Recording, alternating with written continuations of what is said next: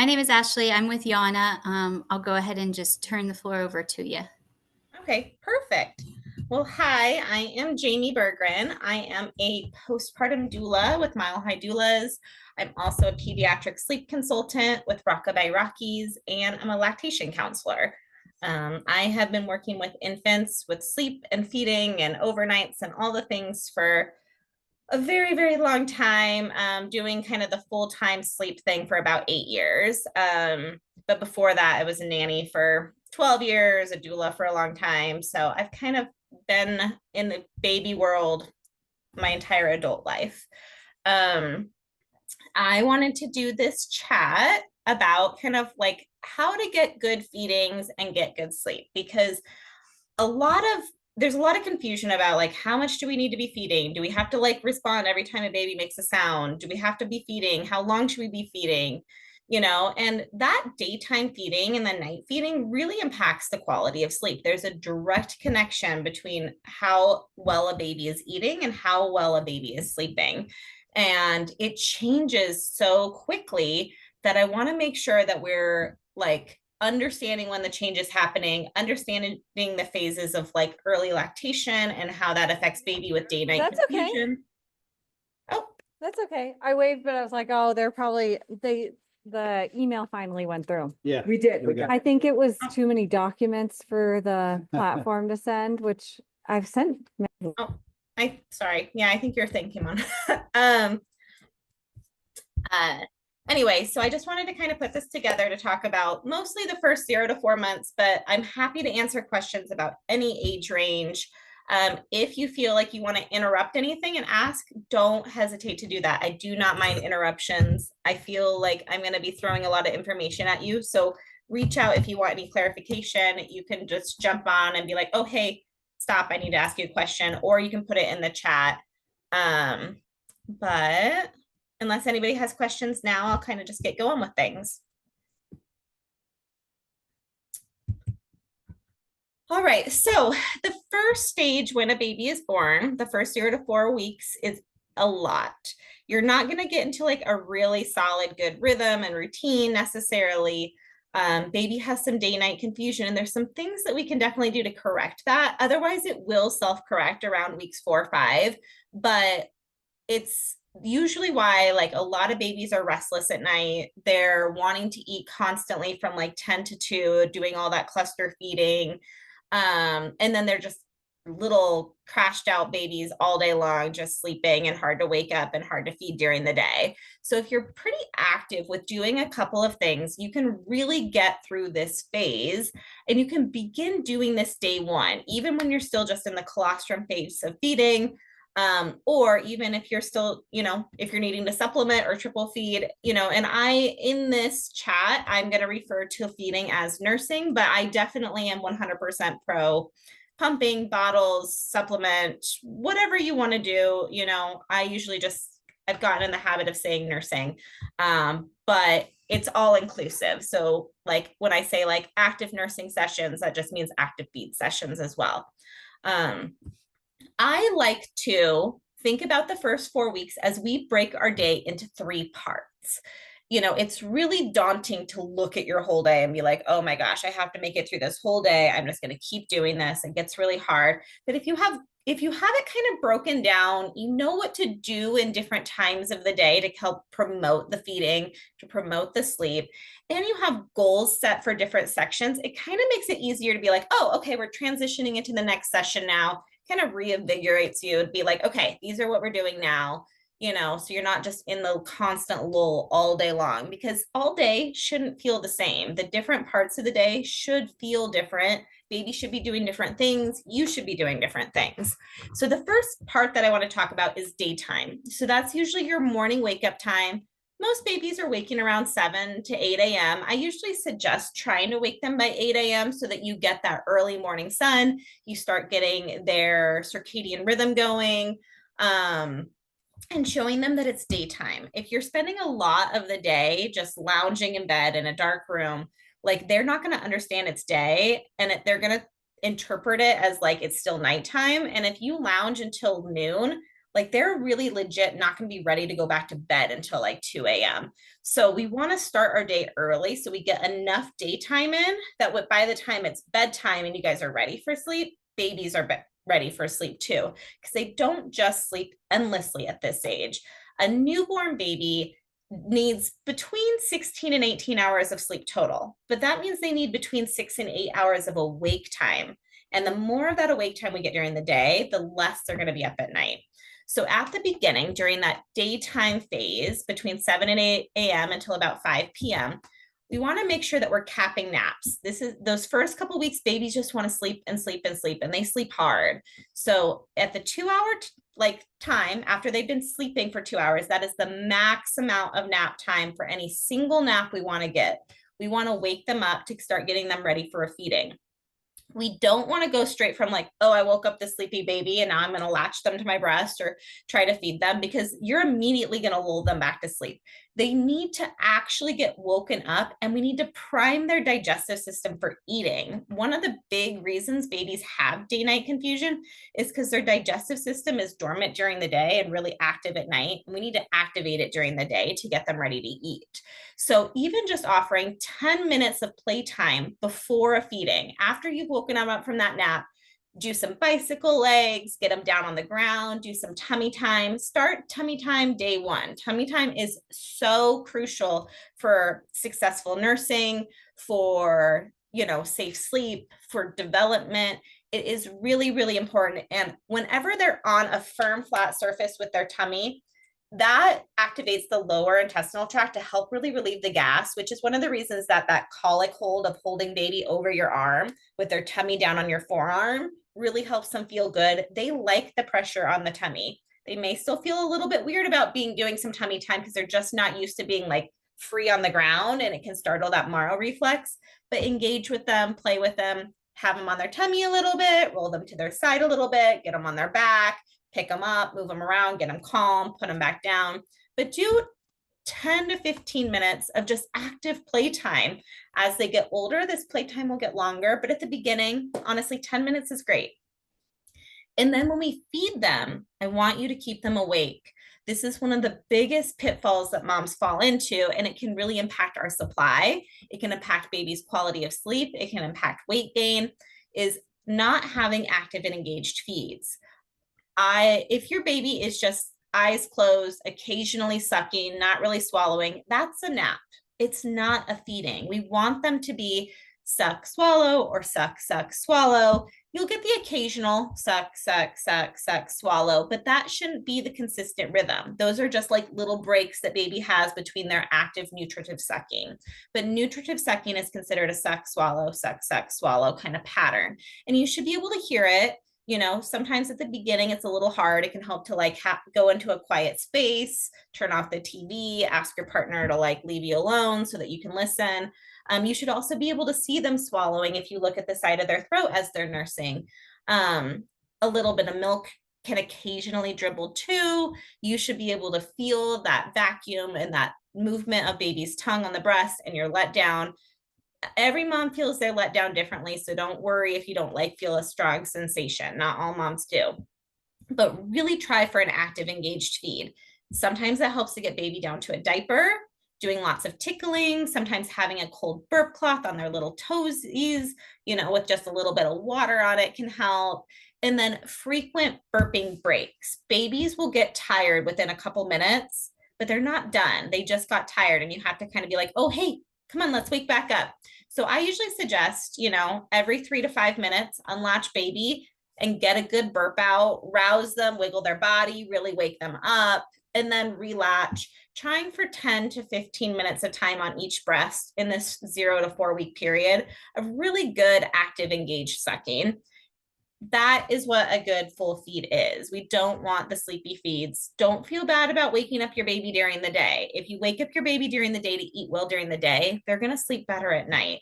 So think about it as like, this is insurance for you guys getting a better night, is if you're really stimulating them during the day.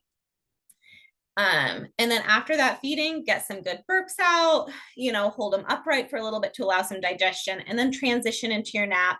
Naps during the day should still have some natural light coming in.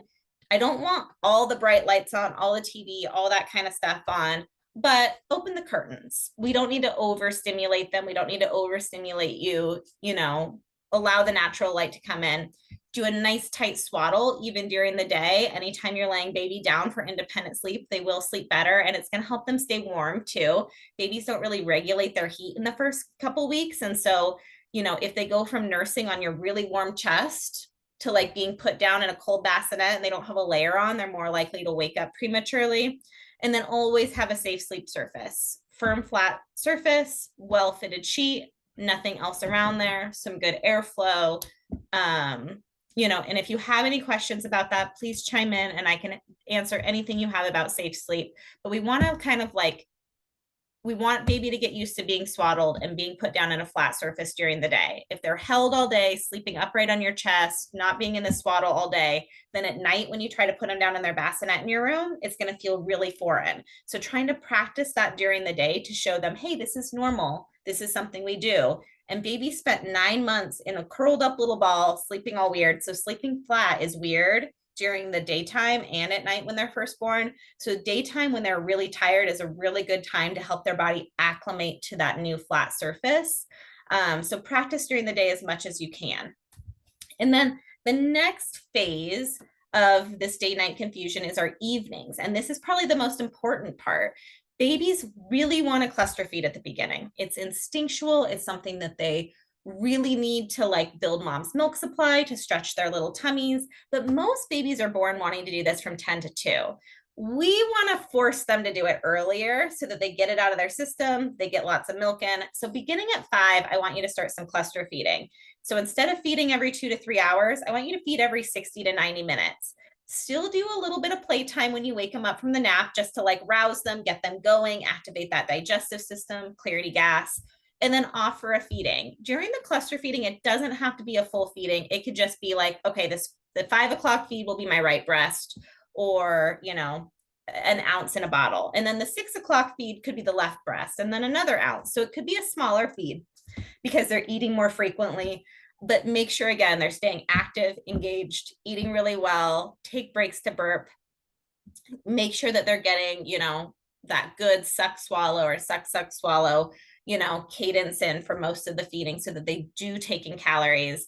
And then let them have a little cat nap. It's not going to be a 2-hour nap because I want you to wake them up again in 60 to 90 minutes since the start of their last feed. So if they ate at 5, I want them to eat again between 5 or 6 and 6:30. So it may just be like we have 5 to 10 minutes of playtime, 10 to 15 minutes of nursing.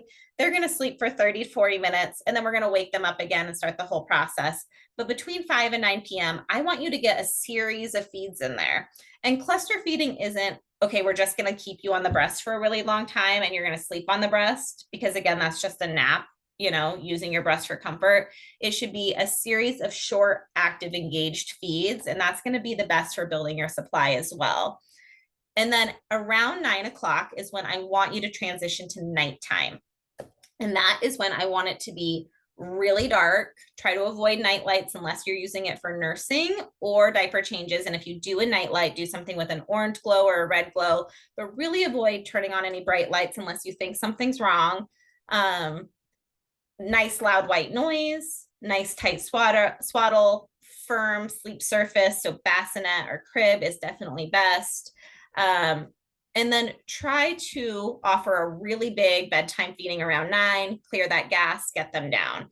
We don't want really late bedtimes. Babies who go to bed really late tend to have more restless nights than babies who are in bed closer to 9. 9 is sort of a sweet spot for them. So try to be like ready to like put them down for the night closer to 9.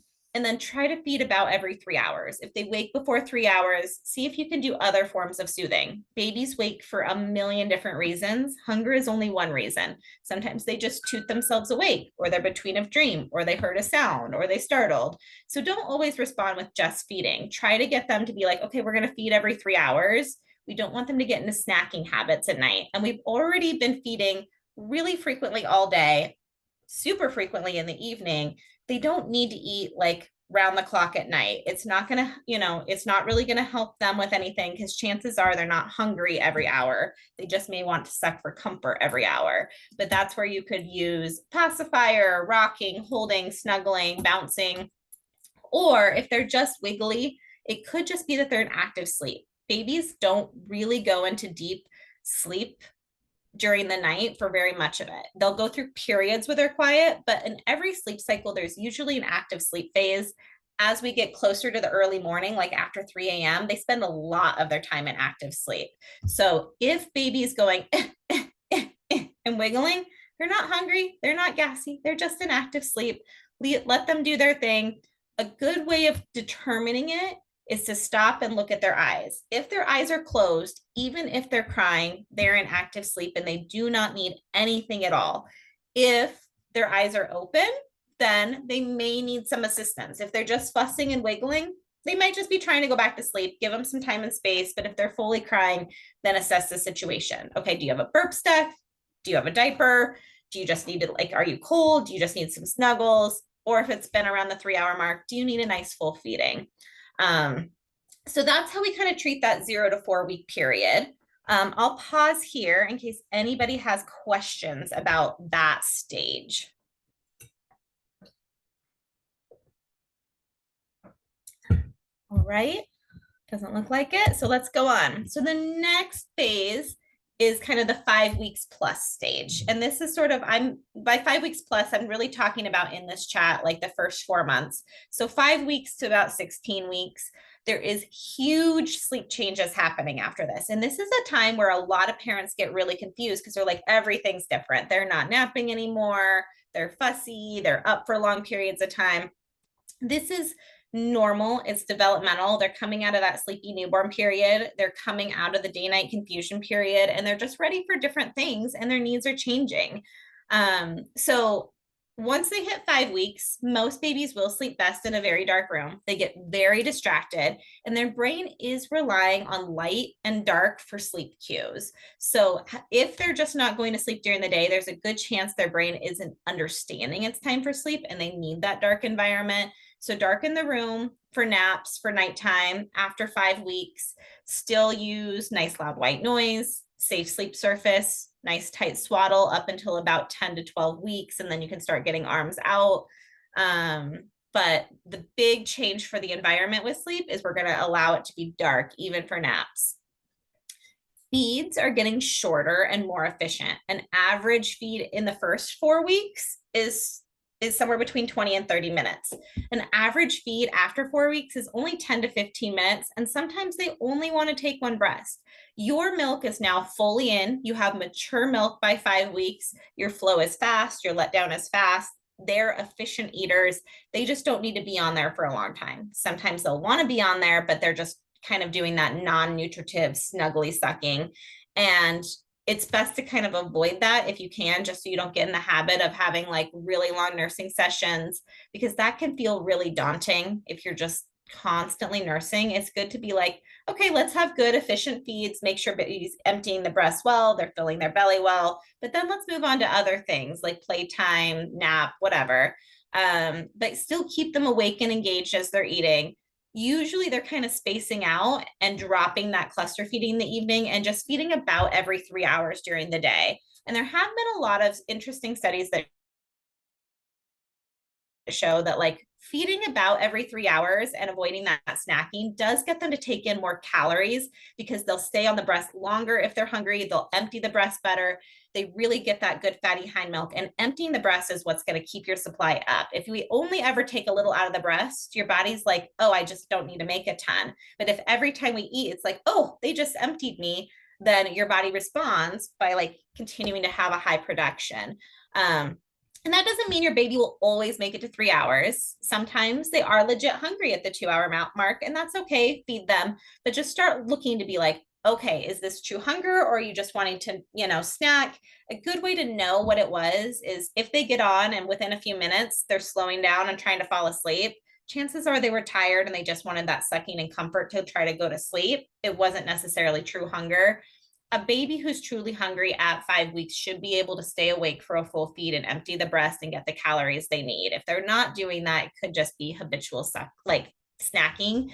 So work on spacing out the feeds and encouraging full feeds to empty at least one breast every time. If they don't want to pop over to the other breast, that's fine. A lot of babies at this age don't. Just make sure you start on that other breast the next time. Same goes for if you're doing a bottle. We don't want it to be like, okay, we take an ounce every hour, because by the end of the day, they're just not going to get very much milk in, versus if every 3 hours, they're taking 4 ounces. So try to shoot for full feeds, even if you're doing bottles, no snacking at the bottle. This is also the age where you have to start initiating sleep. Babies don't just get tired and fall asleep. They'll be awake for a really long time. And so we want to start following wake windows. Babies get overtired easily. And once they're overtired, it's harder for them to fall asleep and it's harder for them to stay asleep. So we want to start watching the wake windows around week 5. You can start before that too if baby seems like they're trying to stay awake longer, but usually around week 5 is when you're like, oh, okay, this baby's trying to be awake for 3 hours and that's not okay.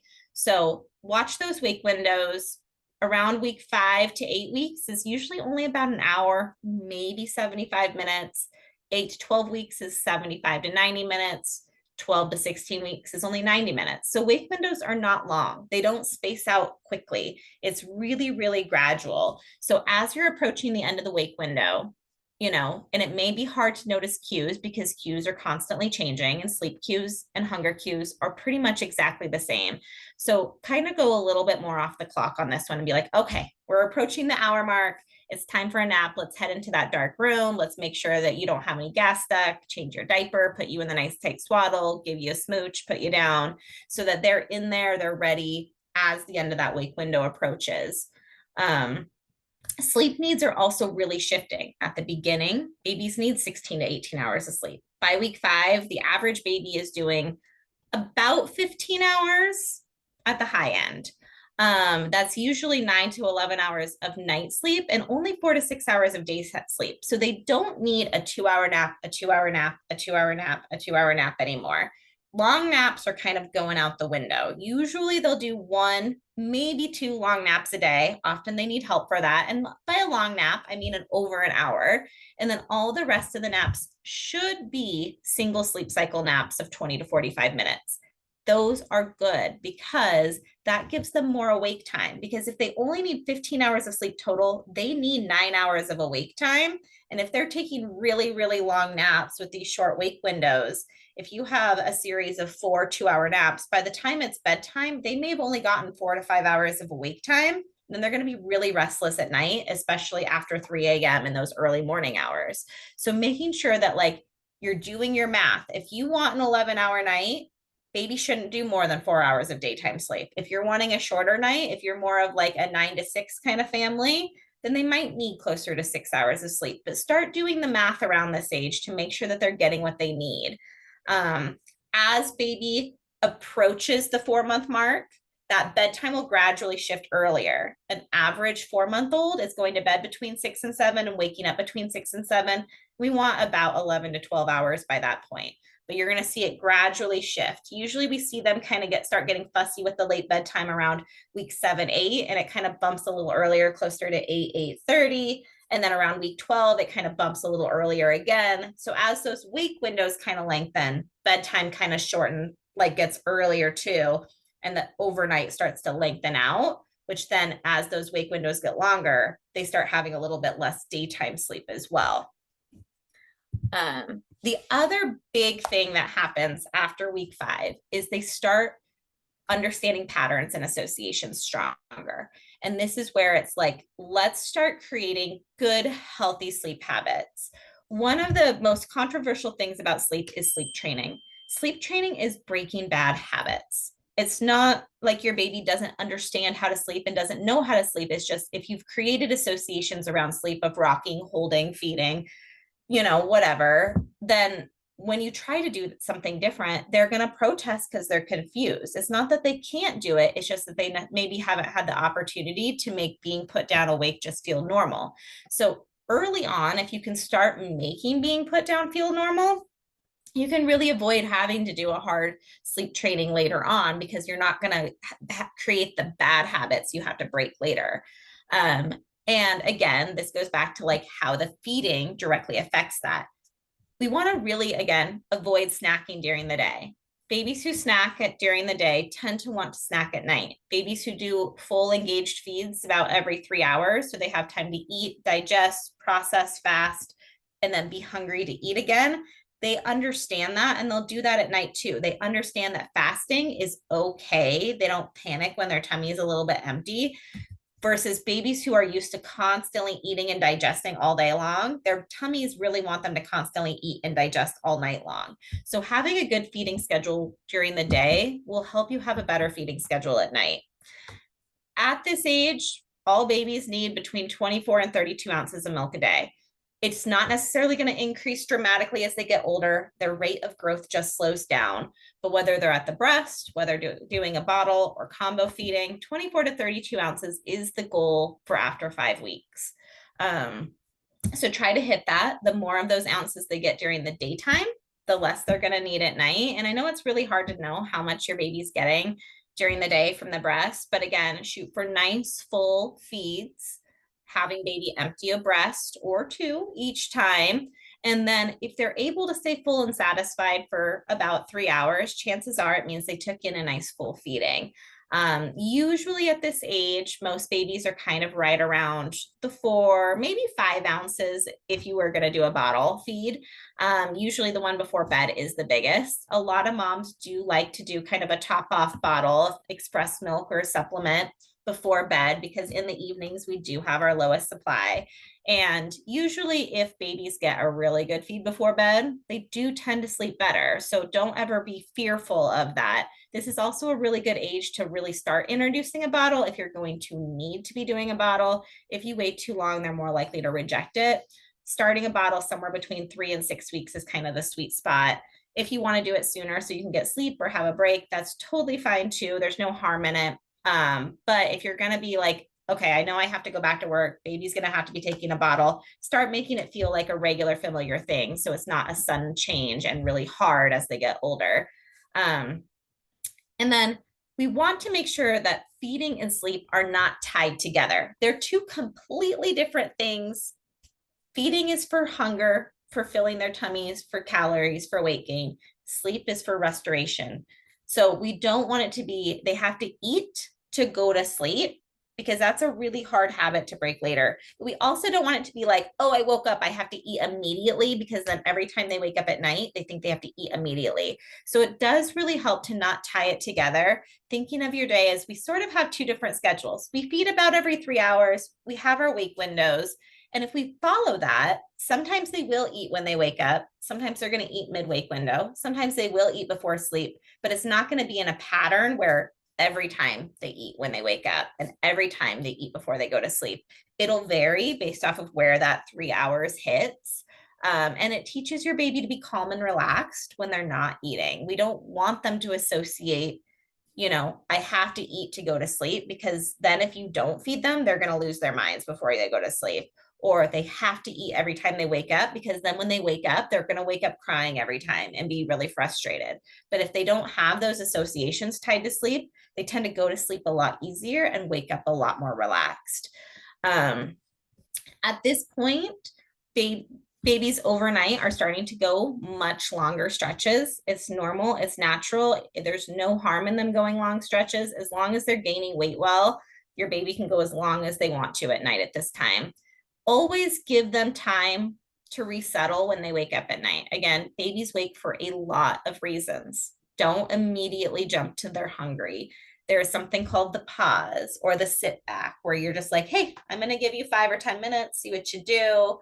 A lot of times they'll go back to sleep on their own if you give them the time, because they just came to a light phase of sleep. They woke up from a dream. They're in active sleep. It doesn't mean they need anything every time. So try to wait a little bit, and that can really help promote those self-soothing skills and get them to go longer at night. If you always jump to my baby's starting to squawk, I'm going to feed them, then they're never going to really get the opportunity to try to self-soothe overnight. So giving them space is very helpful. And then one of the most beneficial things you could do for sleep. And you honestly can start this before 5 weeks if you want to, but I usually suggest start by 5 weeks at the latest, is let your baby own their own sleep. Every single baby is born knowing exactly how to go to sleep. They did it for 9 months inside of you. They don't suddenly lose that ability once they're born. They just start getting in habits because it's natural to want to hold your baby. It's natural to want to feed your baby. And then they start falling asleep doing this. And then very quickly that forms habits and associations. But even if just a couple times a day, you lay your baby down awake, not necessarily like sleepy but awake or drowsy but awake, but just awake, relaxed in a dark space, white noise, nice tight swaddle if they're under 10 to 12 weeks. And you give them time to work it out. Most of the time, if you start early, they'll surprise you, but you have to be understanding of what baby sleep looks like. They're not immediately going to fall asleep. A well-rested newborn takes 20 to 30 minutes to put themselves to sleep. There's often a lot of head motion back side to side. That's not hunger. That's them seeking vestibular stimulation to fall asleep. And then there's often a lot of grunting, wiggling, and moving. Whenever we wiggle our body, when we make the sound, when we cry, when we fuss, that is them expelling cortisol from their body to go to sleep. Similar to if we get a good workout in, we drop our cortisol levels. So they need to wiggle around to drop their cortisol levels. When we, watch a sad movie and we have a good cry and we get that weird elation feeling afterwards, that's because our body had a big cortisol dump. When we go and we sing and do karaoke and that loud progression of our voice, like we're basically blowing out cortisol. And that's what our babies do too. They don't necessarily need to like be crying it out, but we have to let them do the thing to go to sleep. It doesn't mean something's wrong. And you can always check on them if you're unsure, but give them the time and the space to work it out. Give them 20 to 30 minutes, let them go to sleep. If something is wrong, assist them, get them back to calm and relax, put them down and try again. If you want to sit by them and pat them and shush them or offer the passy, you absolutely can. It doesn't have to be completely hands off. But if we can let babies learn how to own their sleep, how to go in and out of active sleep overnight without needing food or pacifiers or all the, song and dance to be able to just transition back into deeper sleep, they're going to get really good at it. If being put down awake is just something that happens throughout the day, it doesn't feel scary and weird. It feels just normal. We want it to be falling asleep in my arms is just as normal as falling asleep in your bassinet or your crib. And this is a really good phase to start working on that. Usually once they've hit that the 4-month like sleep regression that people call, that happens right around week 15 to 16. Everything about their sleeps changes. Everything about habits and patterns changes. And sleep can get really hard. So usually at that point, it is harder to correct things. But if we can get them really good at it before that, then we don't really see that like really hard change that comes with that 4 month. They're still going to go through it, but they know how to manage it. It's easier. And sleep usually doesn't take a turn the way it will if they're really dependent on somebody else for sleep.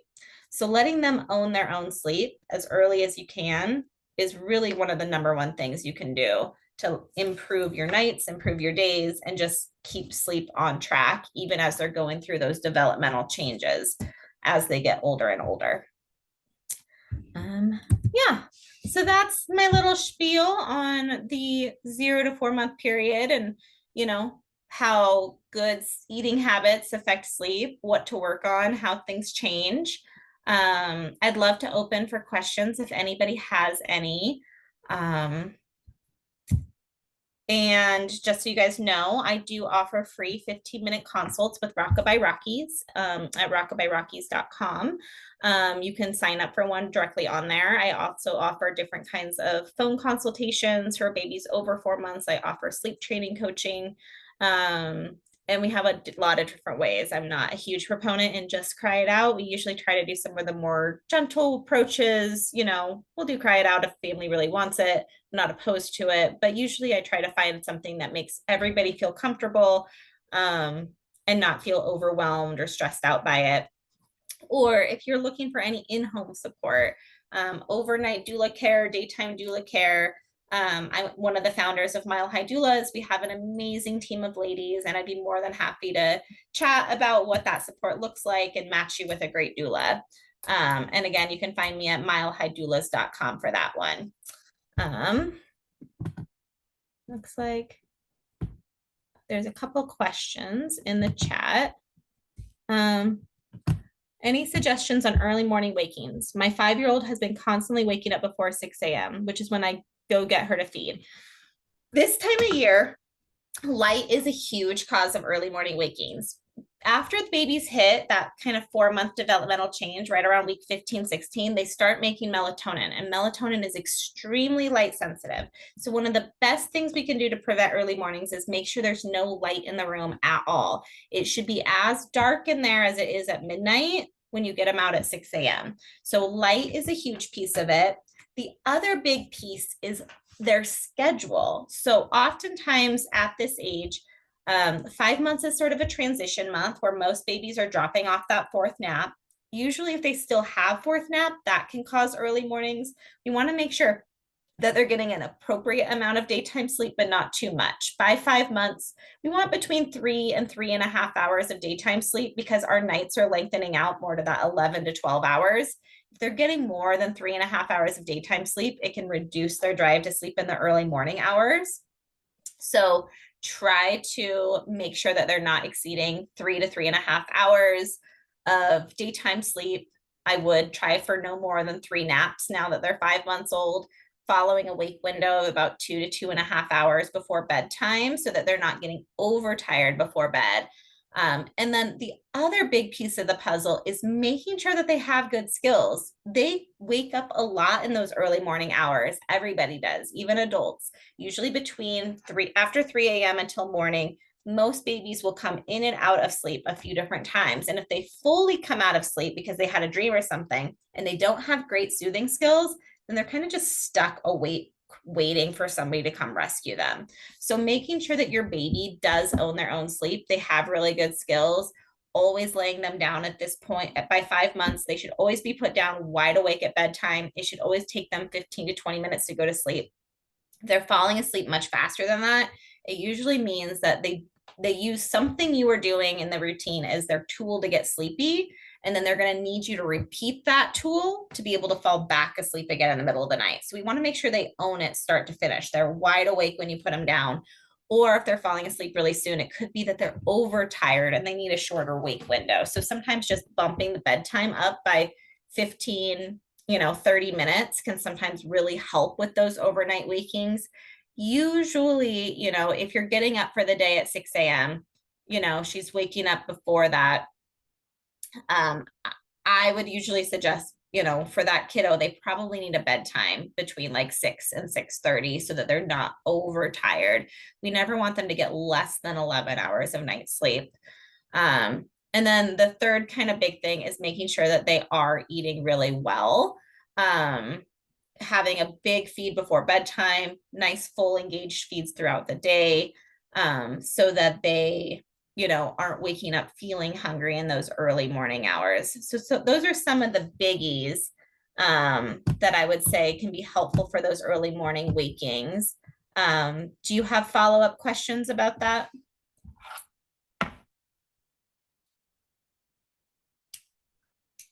I'll just unmute, but thank you. That was super helpful. We do try to put her down early, and we've noticed that we've tried everything. Her room is pitch black. We've tried on the longer end of naps and on the shorter end of naps during the day, and it just seems like literally nothing matters. She's just always waking up early. We've tried a dream feed to see if that helped, and I feel like it didn't. It just like redistributed her calories during the day. So yeah, we're just looking for anything. But she does usually fall asleep pretty fast. So I think we might try to shorten her wake windows during the day to see if she's just overtired. That was something that I took away. Yeah, that definitely can be a huge, huge piece of it. Honestly, whenever babies take 15 to 20 minutes to fall asleep at bedtime, they usually sleep the best overnight and in the early morning, because that means that that was the appropriate amount of time. They weren't undertired, they weren't overtired. You kind of hit their sweet spot. And then one other thing you can try is if you usually get her up at 6 a.m. to feed her, starting to push that back a little bit. Our digestive systems will wake us up in anticipation of eating. So oftentimes our digestive systems will start waking us up about 30 minutes before we normally eat. And so it can be helpful to be like, okay, we're going to get up at 6, we're going to play for a little bit. This week I'm going to feed you at 6:10. Next week I'll feed you at 6:20 and then 6:30, trying to feed her about 30 minutes after the time you want her waking up. So her digestive system doesn't wake her up in anticipation of eating. So delaying those first calories of the morning. And you can, again, go slow, be like 6:10, 6:20, 6:30. Because if you suddenly try to make her just wait half an hour, she's going to be ticked off. So gradually shifting that for her can be really helpful. But delaying those calories is another good strategy, especially when you guys have tried everything else. Okay, thank you very much. Of course. All right. Any other questions for me today? Doesn't look like it. Well, then, again, don't hesitate to reach out and book a free consultation with me if you guys want to chat anymore. Or if you have any follow-up questions to this call. I know that this is going to be shared with people who weren't on here too. So if you have any questions or want any clarification, you can always book that call with me on Rocka by Rockies as well. But yeah, thank you so much for joining me today. Thank you so much, Jamie. We appreciate it. Of course, of course. Anything else you need from me today before I? No, if you have any material or anything that you would want to send over, we can certainly get that out for you. Perfect. Thank you. I can do that. And I appreciate you guys. Have a good rest of your day then. Thank you. You as well. Thanks. Bye. Bye.